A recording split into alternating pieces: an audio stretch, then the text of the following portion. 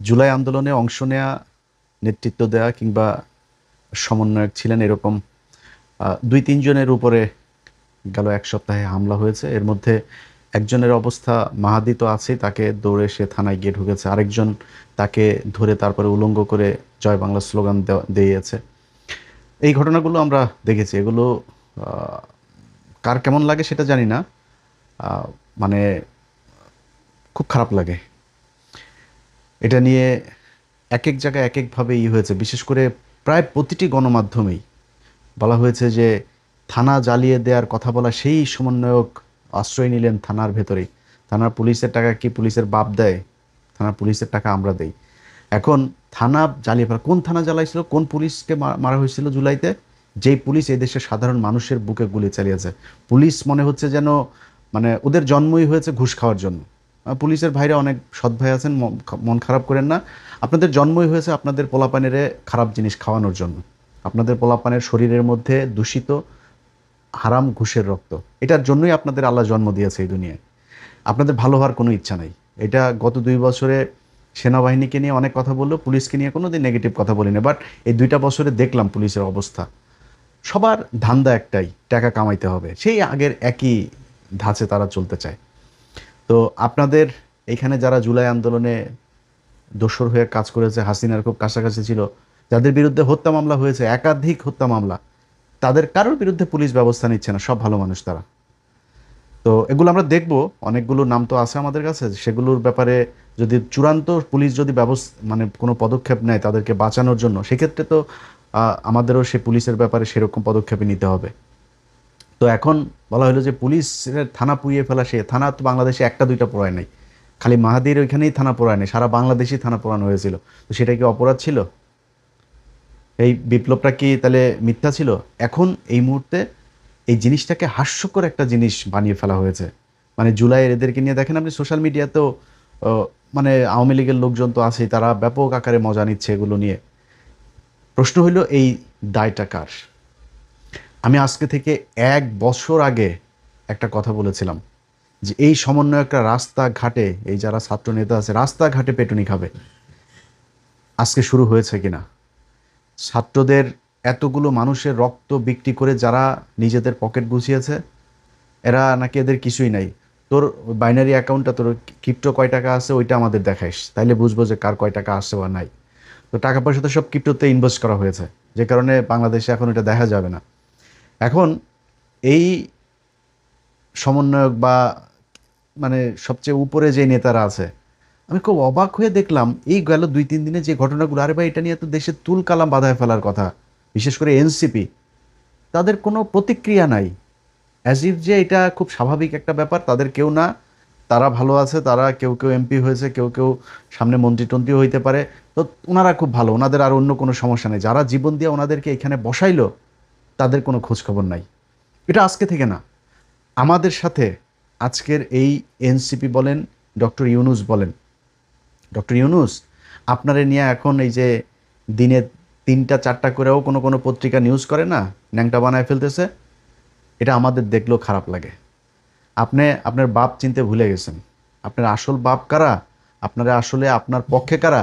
এটা আপনি মূল্যায়নও করেন নাই, এটা আপনি বুঝেনও নাই, বুঝতে পারেনও নাই। যাদেরকে সুযোগ সুবিধা দিয়ে আব্বা ডেকে তারপরে আমরা যাদের বিরুদ্ধে কাজ করতে গিয়েছি, যেসব সাংবাদিকদের বিরুদ্ধে আমরা বাই নেমে পোস্ট করেছি, তাদের বিরুদ্ধে আপনারা পদক্ষেপ নেন নাই। তাদেরকে বসিয়ে রেখেছেন। তারাই এখন আপনাকে সবল দিচ্ছে। আপনার বাপ না তারা? সে বাপরা এখন আচরণ কী করে ওইটা বুঝতে পারবেন। আমরা কিন্তু এমন কিছু বলি না, আমরা কিন্তু চুপ আপনার ব্যাপারে। এখন আমরা মজা নিচ্ছি। যারা আপনারা নিয়ে বলে না, তাদেরকে নিয়ে সরেন নাই। তখন আপনারা নাম দিয়েছিলেন মব সৃষ্টি করা হচ্ছে। সেই মব আজকে দেশে নাই। আপনাদের সকল যে মব সেটা নাই। এখন প্রতিদিন রেপ হয়, প্রতিদিন মানুষ খুন হয়, প্রতিদিন চাঁদাবাজি হয়, সব কিছুই হচ্ছে। কিন্তু মব কিন্তু দেশে নাই। এখন আজকে কারা করে? আজকে ইলিয়াস, পিনাকি, কনকি কই ওনাদের তো কোনো লোকজন তো এখন আর রাস্তায় নাই। এখন মবটা কারা করে? এখন এগুলো মারামারি, এই হত্যা, ধর্ষণ, লুটপাট, চাঁদাবাজি প্রতিদিন চলছে। এগুলো কারা করে? আমরা করি। এই ইউনূস, তার আশপাশের লোকজন, এমনকি এই ছাত্রদের ভেতরেও কেউ কেউ, তারা সুশীল সেজে গিয়েছিল। সাদা সাদা পাঞ্জাবি গায়ে দিয়ে বিশাল রাজনৈতিক নেতা হয়ে গেছে। পাছার চামড়া বাবা থাকবে না। তোমরা যেইখানে যেইখানে কাজ করার দরকার, একটা জায়গার মধ্যে তাদেরকে আমরা কোনো জায়গায় পাইনি। এই যে বিডিআরের লোকগুলোর ব্যাপারে কতদিন নাম ধরে আর বললাম না, কতদিন এই কেন্দ্রীয় এই এনসিপির এই পোলাপানগুলোরে বলছি যে ভাই ওইখানে ওদের একটা হবে, একটু যায় অ্যাটেন্ড করেন। আরে ভাই কিছু না হইলেও তো সারা বাংলাদেশে 18,000 বিডিআর, এই বিডিআরের 18,000 বউ বাচ্চা ছেলে মেয়ে সহ আরও 5 গুণ লোক তোদের সাথে থাকতো না? 18,000 সব ট্রেন লোকজন, এই ট্রেন লোকগুলি তো তোদের একটা বিশাল অ্যাসেট হইতে পারতো। তারা তাদের জন্য সময় নাই, এইখানে খাইতে যাবে ওইখানে খাইতে যাবে, ওর কাছ থেকে টাকা আনবে, অমুক বিল্ডিংয়ের মধ্যে টাকা পাওয়া গেছে ভাগাভাগি করতে হবে, অমুক জায়গায় অমুকের তদবির করতে হবে। ওনাদের এগুলো নিয়ে ভীষণ ব্যস্ত। না একটা আলেম, না একটা বিডিআর, না দেশের কোনো একটা প্রয়োজনে কোনো জায়গায় স্বৈরাচার মুক্ত করা কোনো জায়গায় তারা ছিল না। তারা সুশীল হয়ে গেল অল্প কয়দিনে। মব, ইউনুসের দিয়া নাম দেওয়া হইলো মব। আজকে ওই যে ওরা নাম দিয়েছে ডাস্টবিন শফিক। ডাস্টবিন শফিক তুমি কোথায়? তোমার এখন লন্ডনে গেলেও পেদাবে, স্পেনে গেলেও পেদাবে, আমেরিকায় গেলেও পেদাবে। আমরা কিন্তু এগুলো সামাল দিতে দিতে আমরা এখন ট্রেন আপ হয়ে গেছি। আমরা জানি যে আমাদের কেমনে একা চলতে হয়। আমাদের আল্লাহর রহমতে আমরা ওইভাবে চলি। তোমাদের রাস্তাঘাটে যেইখানে সবার সাথে তোমাদের মানে যাদের রেখে আসছো তারাও তোমারে বাঁচাবে না, আবার যাদেরকে নিয়ে তাড়াইছো তারাও কিন্তু তোমারে মানে যেখানে পাবে সেখানে মোটামুটি আপ্যায়ন করার জন্য প্রস্তুত আছে। তারা আমাদেরকে বলছিল মব। আমরা কি করতে চাইছিলাম এই বাংলাদেশে? আপনারা 1.5 বছর একটা সরকার পরিচালনা করলেন, যেই জুলাই আপনাদেরকে ক্ষমতায় বসালো ডক্টর ইউনূস, তুমি জীবনে মেম্বারও হইতে পারবে না বাংলাদেশে। নির্বাচন করে আপনি মেম্বার হইতে পারবেন না। আপনার আমি চ্যালেঞ্জ করলাম। আপনাকে বাংলাদেশের সর্বোচ্চ চেয়ারে বসানো হয়েছিল এই জুলাইয়ের রক্তের বিনিময়ে। সেই জুলাইয়ের আপনি একটা জাদুঘর, আরে ভাই যা পেয়েছেন ওইটা নিয়েই আপনি বসায় দেন। জাদুঘরটা আপনি উদ্বোধন করে আসতে পারেন নাই, সময় নেই আপনার। গ্রামীণ বিশ্ববিদ্যালয়, গ্রামীণ এই গ্রামীণ ওই সব কিছু সময় ছিল, শুধু জুলাইয়ের এই জাদুঘরটা আপনি উদ্বোধন করতে পারেন নাই। জুলাইয়ের সনদ, সনদ নিয়ে ওনাদের এখন কত মাথা ব্যথা। বিএনপি সনদ চায় না, বিএনপি এই করে না। এনসিপি নির্বাচনের পরে আইসা তারপরে সনদের মধ্যে আপনার স্বাক্ষর করে, এই স্বাক্ষর করার সময় নেই, তাদের সময় নেই ভাই। যেইখানে আনতে হবে টাকা ওইখান থেকে টাকা আনতে হবে। এইখানে যে ধান্দাবাজির কোনো মানে এর কোনো মানে সীমানা নাই। এইভাবে তারা লুটপাট ধান্দাবাজি করেছে। আজকে তাদের লোকজন এইভাবে যায় তারপরে বিভিন্ন জায়গায় মার খায়। তারা মনে করছে যে এইভাবে বোধহয় অন্য মানুষ মার খেলে আমাদের সমস্যা কি, আমরা এমপি টেমপি আসি, আমরা তো সাদা পাঞ্জাবি পরে এখন সুশীল হয়ে গিয়েছি। এইটার সব শেষ পরিণতির জন্য প্রস্তুত থাকেন। কারণ আপনি মনে করেন না যে আজকে তার ওই আপনার মাহাদির উপরে হামলা হয়েছে বলে আপনি নিরাপদ, এটা মনে করার কোনো কারণ নেই। আপনি যতই আওয়ামী লীগের লোকজনরে নিয়ে আপনি করেন, আওয়ামী লীগের লোকজনের টাকা পয়সা নিয়ে আপনি চলেন, আওয়ামী লীগের লোকজনের আপন মনে করেন, এই দেশে যদি কোনোদিন আওয়ামী লীগ আসে তাইলে সেদিন আপনার পিঠের চামড়া, পেটের চামড়া, নিচের চামড়া টামড়া কোনো কিছু থাকবে না, একদম ঝুলাই ফেলবে আওয়ামী লীগ বাংলাদেশে ঢুকে।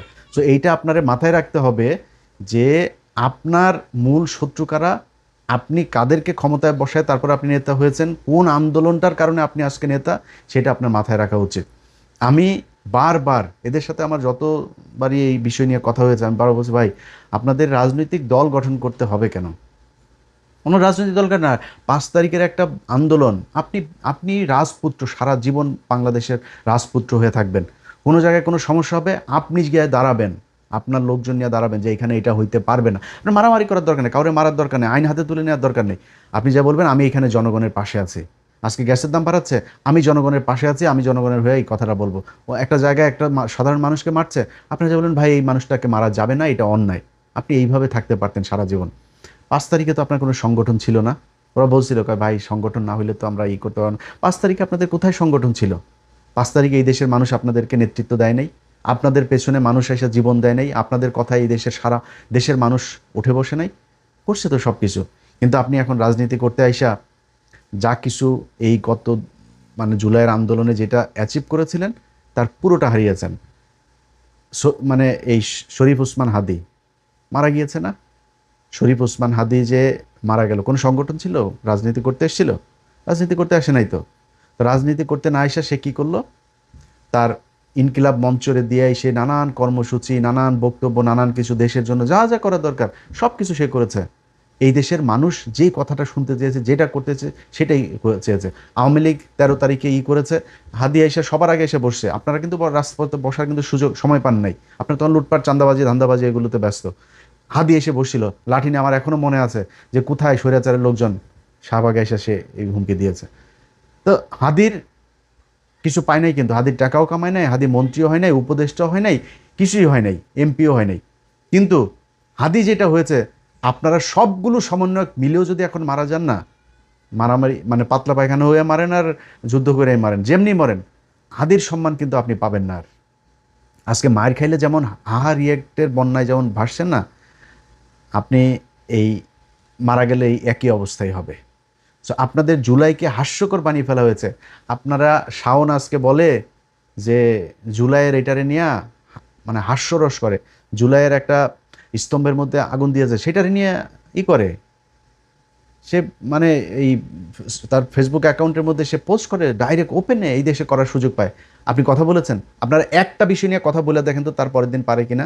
এখন কিছু কিছু লোকজন সাংবাদিক পরিচয় দিয়ে তারপরে টক শোতে যায় সরাসরি হাসিনার পক্ষে কথা বলছে। আপনাদের মুখে জবান নেই, আপনারা এখন চুচিল। আপনাদের মতো এরকম বালের চুচিল বাংলাদেশে বহুত আছে। সেই চুচিলদের মানুষ হুটকিও মারে না, বুঝেন না?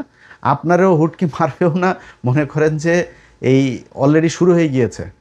এই যেগুলো দেখছেন না, এই ওয়েবটা যখন আরেকটু ঘন হয়ে ভারী হয়ে শক্তিশালী হয়ে আসবে, সেটা আপনার গায়ে লাগবে এবং সেটার জন্য আপনি প্রস্তুত থাকেন। হাদিরের নেতা হইতে আপনার মতো এরকম বিশাল বালের এমপি হইতে হয় নাই, নির্বাচনও করতে হয় নাই। হাদি বাংলাদেশের জাতীয় নেতা, কাজী নজরুল ইসলামের পাশে তার কবর হয়েছে। এই সৌভাগ্য নিয়ে আমি আপনি জন্ম নেই, যেটা হাদিকে আল্লাহ দিয়েছে। হাদির এটার জন্য কোনো কিছু 1 টাকাও চাঁদাবাজি করতে হয়নি। অতএব আজকের এই ঘটনার জন্য আপনি দায়ী, আপনারা দায়ী। এবং আমি যেটা সব শেষ বলতে চাই, যদি নাকি মনে করেন এই পরিস্থিতি থেকে বের হইতে চান এবং এইটা মনে করেন যে আর না ঘটুক, আপনাদের উপরে এই ধরনের কোনো আঘাত না আসুক, এটা যদি মনে করেন, তাহলে একদম গোড়ায় হাত দিতে হবে। এখনও কারা কারা কোন কোন জায়গায় আছে, এখনও আপনারা যদি একটা কথা বলেন, সেই কথাটা এই দেশের সরকার মানতে বাধ্য। সো আপনাদেরকে বলতে হবে, আপনি নিজে যায় দাঁড়ান, ওই মব টপ মারানি বন্ধ করেন। মব মারানি বন্ধ করে যদি ওইটা যদি মব হয়, 32 নম্বরে করা যদি বাকশালের যদি ঘুরায় দেওয়া যদি মব হয়, আপনারা সামনে হরতাল রাখবেন না, ওইটাও কিন্তু মব। ওইটাও মানুষ মবই বলবে, আমরাও তখন ওইটারে মব বলবো। সো এই মব মারানি বন্ধ করে তারপরে আসেন, যেখানে যেখানে যারা যারা এই স্বৈরাচারের দোষর যেগুলো এখনও বড় বড় কথা বলে, এগুলোরে থামান। কোথায় কোথায় এই ধরনের কারা কারা সোশ্যাল মিডিয়াতে এগুলো করে তারপরে এই জুলাই স্তম্ভে তার করার পরে, এটা তো রাষ্ট্রীয় সম্পদ, রাষ্ট্র বানিয়েছে, সেটার আগুন দিয়েছে, এটার জন্য রাষ্ট্রদ্রোহ মামলা হওয়া উচিত শাওনের বিরুদ্ধে। সেটাকে সমর্থন দিয়েছে, সব মামলা হওয়া উচিত। এই ব্যাপারে আপনাদের সরব হইতে হবে। ভাই, আমার কথা আপনার খারাপ লাগতে পারে, আপনাদের কাছে আমি অনেক কৃতজ্ঞ যে শেখ হাসিনা দেশে নাই।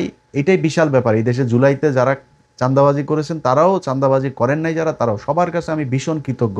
আমি ইলিয়াস হোসেন আজকে যতটুকু রিল্যাক্স, যেইটুকু আল্লাহ ভালো রেখেছেন, এইটুকু এই জুলাইয়ের যারা জীবন দিয়েছে তাদের কারণে। আমার এখানে কোনো অবদান নেই, একদম তাদের কাছে আমি সারা জীবন যতদিন বেঁচে থাকবো কৃতজ্ঞ থাকবো। কিন্তু আপনারা জুলাইকে বিক্রি করে যেই ভয়ানক একটা পরিস্থিতির দিকে দেশকে নিয়ে যাচ্ছেন, এইটার শেষ পরিণতি ভয়ঙ্কর। সেইটার জন্যই আপনাদের বিরুদ্ধে কিছু কথাবার্তা বলি। এটা ব্যক্তিগতভাবে না নিয়ে এটারে একটু বোঝার চেষ্টা করেন। আপনারা এখনও যদি নাকি যারা এই যেই কজনই এমপি আছেন, আপনারা যদি এনসিপির এই নেতাগুলিও মিলা যদি নাকি আজকে একটা কথা বলে, সরকার বলেন, পুলিশ বলেন, প্রশাসন বলেন, এটা শুনতে বাধ্য হবে। কিন্তু আপনারা বলেন না। এই যে মাহাদির উপরে হামলা হইলো, এই যে আরেকজনের জয় বাংলা বলাইলো, এটার উপরে, এটা নিয়ে কিছু বলেছেন আপনারা? নেত্রকোনায় আপনাদের ভাঙা হইলো, এটা নিয়ে কিছু বলেছেন? আপনাদের কোনো প্রতিক্রিয়াই নাই। সো এইখান থেকে বাইর হইতে হবে। সব শেষ। এতক্ষণ যা যা বললাম, এটা বলার পরে আওয়ামী লীগের লোকজন আছে না, ওরা তো এই কয়দিন ধরে ধরেন মজা নিচ্ছে এইসব ঘটনাগুলো নিয়ে। এতক্ষণ যা বললাম এটাতেও কিন্তু আওয়ামী লীগের মজা লেগেছে। তো আওয়ামী লীগের লোকজনরে বলবো, বাংলাদেশ মনে কর তারেক রহমানের নেতৃত্বে, জামাত ইসলামের নেতৃত্বে বাংলাদেশ মনে কর ওই দক্ষিণ সুদানের মতো অবস্থা হয়ে যাবে। মনে কর যদি এরকমও হয়ে যায়, তারপরেও কোনোদিন বাংলাদেশের মানুষ তোদেরকে মানুষ মনে করবে না। তোরা মানুষ না। তোদের যেসব চিন্তা ভাবনা, তোদের বিবেক বোধ, এটা কোনো সাধারণ মানুষের হিউম্যান সাইকোলজির কোনো শাখার প্রশাখার মধ্যে তোদের এটা নাই। তোদের জন্মটাই হইল গিয়া একটা খারাপ জিনিস দিয়া। হ্যাঁ, ইচ্ছে খারাপ করে আর বললাম না। এই জন্মে যারা হয়েছে, আওয়ামী লীগের অনেক মানুষজন আছে, আমারও খুব ক্লোজ পরিচিত লোকজনও আওয়ামী লীগের 2-4 জন আছে, তাদের সাথে সরাসরি যখন কথা বলি এমনি, ভাই আওয়ামী লীগটা আপনি করেন কেমনে, আমার এটা বলেন। এরকম আওয়ামী লীগ নাও ভাই, আমি আওয়ামী লীগ বললো এরকম না ওই, আরে বেটা এরকম ওইরকম না। আওয়ামী লীগ এটা যে মানে বিশ্বাস মনে মনেও একটু এটা যে সমর্থন করে, ওরও বুঝতে হবে ওর মস্তিষ্কে সমস্যা আছে। খারাপ মানুষ না হইলে ওর মস্তিষ্কের বুঝতে সমস্যা আছে। এই ছাড়া পৃথিবীর কোনো সুস্থ মানুষ কোনোদিন এরকম কোনো সংগঠন করতে পারে না। এটা তারা করে। সো তোদের জন্য, তোদের ভালো হওয়ার জন্য, তোদের বোঝার জন্য, তোরা আজকে মনে কর যে এই যে চোরাগুপ্তা হামলা চালায় একটা সমন্বয় একটা পিটাচ্ছিস, সামনে হয়তো আরও এরকম করবি। তোরা যাই করিস তোদের বুঝতে হবে, তোদের যদি নাকি হাতে পায়ে ধইরা জোর করে যদি তারেক রহমান বাংলাদেশে আনে, আইনা যদি তারপর ক্ষমতায় বসায় বা রাজনীতি করার সুযোগ দেয়, তাহলে পারবি। এই ছাড়া তোদের কোনো ক্ষমতা নাই। তোরা তোদের বাপেরে বিচির মধ্যে চাপে, খালি তোর বাপেরে না, তোর বাপের ছেলে ছোট বাচ্চা ওই সব কটার বিচির মধ্যে চাইপা 15 আগস্ট যেটা করছে না, তোর আম্মারে ব্লাউজ টেলাউজ যা আছে সব কিছু রাইখা ন্যাংটা করে তারপরে মানুষ 45 মিনিট এটা খাইতেও দেয় নেই, সেটাই লাতি দিয়ে তারপর বার করে এসেছে ভারতে। এমন যায় মোদির কাছে হাঙ্গা ছাড়া তারপরে আকাম কুকাম লাগাইতে দেখ বাচ্চা বুচ্চা হয় কিনা দেখ, যদি মেয়াদ থাকে তাহলে হয়েও যাইতে পারে। তোরা আম্মা যায় ওইখানে এগুলি করতেছে, তোরা পাল ফালাইতে পারছিস 2 বছর হয়েছে, কোনো পালটা ফালাইতে পারছিস? কবে আসবি বল? তোরা দিন তারিখ দে যে অমুক দিন অমুক কিছু হইলে তারপরে আসবি। তোদের বিএনপি যদি মানে জোর করে আইনা যদি ক্ষমতায় বসায় বা রাজনীতি করতে, তাইলে পারবি। এর বাইরে তোদের হাতে কোনো অপশন নাই। তোদের আব্বা যারা, তোদের আব্বা ছাগলের 3 নম্বর বাচ্চাগুলি তো সোশ্যাল মিডিয়াতে যে আমি আজকে ভিডিওটা তো যা বললাম যে ওদের সোশ্যাল মিডিয়াতে ব্যাপক ইয়ে, ভাই সোশ্যাল মিডিয়ায় আমরা এটার জন্ম দিয়েছি। এই সোশ্যাল মিডিয়ায় বাংলাদেশে রাজনৈতিক কথাবার্তা রাজনীতি করেও যে মানুষকে যে মানে উজ্জীবিত করা যায়, এটা আমরা শিখাইছি। সো সোশ্যাল মিডিয়ায় কি হয় আমরা খুব ভালো করে জানি। একটা পোস্টের মধ্যে 500-1000 কমেন্ট হওয়া এভারেজ মানে গুড এনাফ, এর চাইতে বেশি দরকার নাই।